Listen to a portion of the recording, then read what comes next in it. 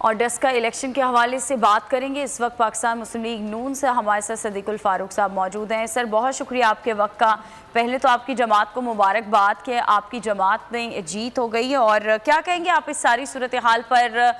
पुर उम्मीद तो थी आपकी जमात के आप लोगों की ही जीत होगी।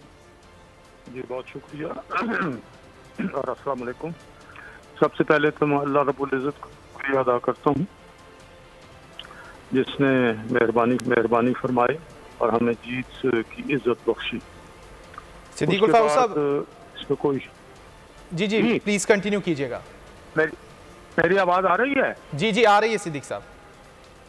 जी, मैं गुजारिश कर रहा हूँ कि सबसे पहले मैं अल्लाह रब्बुल इज़्ज़त का शुक्रिया अदा करता हूँ जिसने हमें जीत की इज्जत बख्शी, और उसके बाद इसमें कोई शुबा नहीं कि वहाँ मुस्लिम लीग नून ही की अक्सरियत थी, और इस जीत ने, जो कल की जीत अल्लाह ने दी, इसने ये साबित कर दिया कि जो धांधली हुई और जिस पे सुप्रीम कोर्ट ने बिल आखिर इलेक्शन कमीशन के फैसले को बरकरार रखा, उसमें बहुत ज्यादा धांधली की गई थी।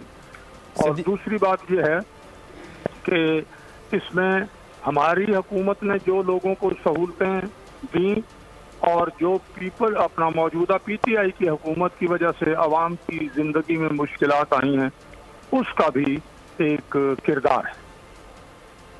सिद्दीक साहब, जैसा कि आप कह रहे हैं कि हमारी अक्सरियत थी वहाँ पर और हमने कामयाबी हासिल करी, लेकिन अली असजद साहब को कोई ज़्यादा वोट नहीं मिल गए? 92,000 वोट उन्होंने भी हासिल कर लिए। जी, इन वोट, ये जो इतने ज़्यादा वोट मिले हैं, इस पे मुझे ज़ाती तौर पर कुछ तशवीश है, क्योंकि मेरे नज़दीक उन्होंने, हुकूमत ने और उनकी एक आध हलीफ पार्टी ने मिलकर कुछ इंतजाम कर रखे थे। कल की रिपोर्ट्स आप देखें तो देही हलकों में यूँ समझें कि लोग घरों से बाहर निकले ही नहीं, बहुत थोड़े से वोट, थोड़ा हत्ता कि उस परेशानी में अपना वोट भी भूल गए। जितना भी बंदोबस्त किया था पहले तो वो मुतमईन थे, आखिर में फिर उनका इत्मीनान जो है वो जाता रहा।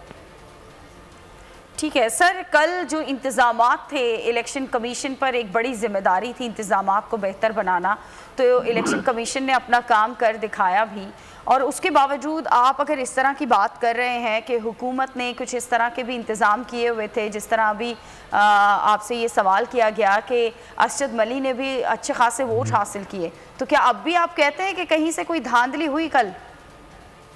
इंतज़ामात पे हम इलेक्शन कमीशन को मुबारकबाद भी देते हैं, यही उनकी आईनी, कानूनी, अखलाकी जिम्मेदारी थी।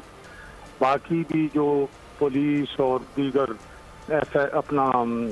दीगर फोर्सेस थी, उन्होंने भी अपना किरदार इसमें अदा किया, ये बात ठीक है, लेकिन कई खुफिया तरीके होते हैं, मैं इस पर बात नहीं करना चाहता इस वक्त। बहुत से तरीके होते हैं जिसमें बिलखसूस पीटीआई की एक हामी जमात खासी माहिर है। मैंने शुभ इजहार किया है, मौका मिला तो मैं इंशाल्लाह इस पर मजीद बात करूंगा कि ये किस तरह हो सकता है कि इलेक्शन कमीशन के भी इल्म में ना हो और कोई शोर भी ना मचे। एक बात कर देता हूँ, मिसाल के तौर पर कहीं किसी एक आध पोलिंग स्टेशन में, ये मैं मिसाल के तौर पर कह रहा हूँ, ये भी हो सकता है कि कहीं पोलिंग एजेंट जो है वो दूसरी पार्टी का भी वो मिली भगत कर लें और वहाँ कुछ गड़बड़ कर दें, तो कोई एतराज़ करने वाला भी ना हो, लेकिन बहरहाल इसको इस वक्त छोड़ दें।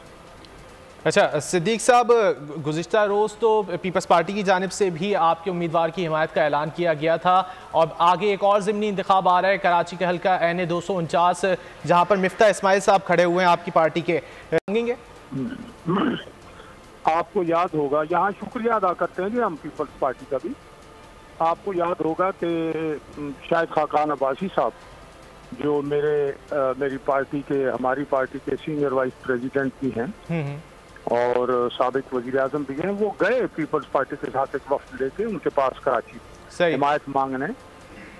जी बिल्कुल, लेकिन काफ़ी दिन हो गए उसके बाद जो है वो बयान सामने आया था पीपल्स पार्टी की जानिब से कि कराची की नशिस्त पर हम हिमायत नहीं करेंगे, वजह क्या बताई गई?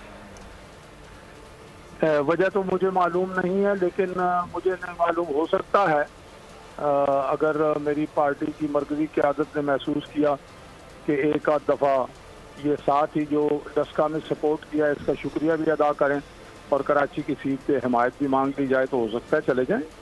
कोई दुश्मनी हमारी नहीं है, एक इख्तिलाफ राय है जिस पे हमारा मौक़िफ़ ज़्यादा मजबूत है।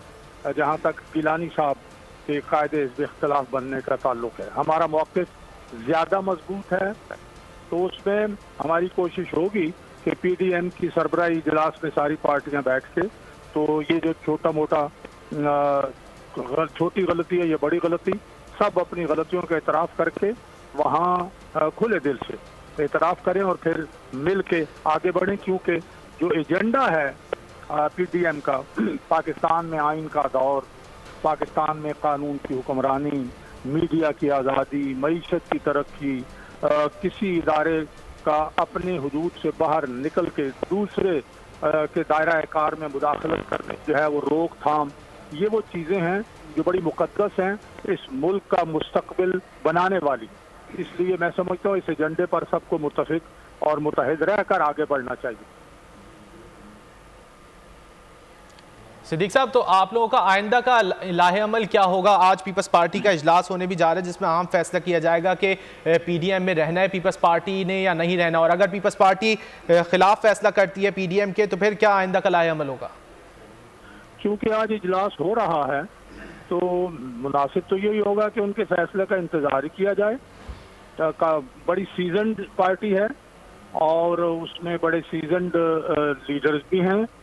मुझे ये उम्मीद करनी चाहिए कि वो PDM से निकलने का फैसला नहीं करेंगे, लेकिन अगर खुदा न खास्ता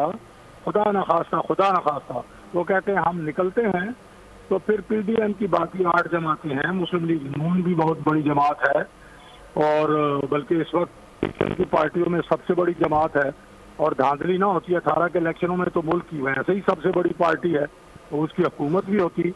फिर अपना JUI बहुत बड़ी पार्टी है, बाकी पार्टियां बहुत बड़ी मंझी हुई पार्टियां हैं। तो ये अपना PDM चलाएंगी और इंशाअल्लाह इन मकासद के हुसूल में अल्लाह ने चाहा तो कामयाबी होगी। ठीक है, बहुत शुक्रिया। सिद्दीकुल फारूक नून लीग से हमारे साथ मौजूद थे।